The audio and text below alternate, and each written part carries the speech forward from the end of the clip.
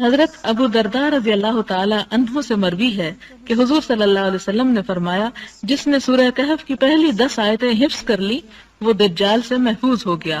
और एक रिवायत में है सूरह कहफ की आखिरी 10 आयत, यानी ये जुबानी याद कर लेनी चाहिए।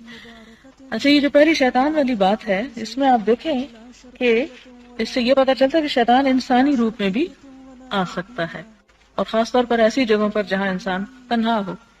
अब इससे डरना नहीं शुरू कर देना है।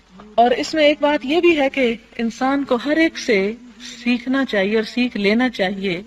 अगर कोई अच्छी बात बता रहा हो, खा वो शैतान जैसा दुश्मन ही क्यों ना हो, क्योंकि न सीखना अपने साथ दुश्मनी है। हजरत इब्ने अब्बास रज़ी अल्लाह ताला अन्हुमा से मरवी है कि हजरत जिब्रील अलैहिस्सलाम हुजूर सल्लल्लाहु अलैहि वसल्लम के पास बैठे हुए थे कि उन्होंने ऊपर से एक आवाज सुनी। उन्होंने अपना सर ऊपर उठाया और फरमाया, ये आसमान का दरवाजा है।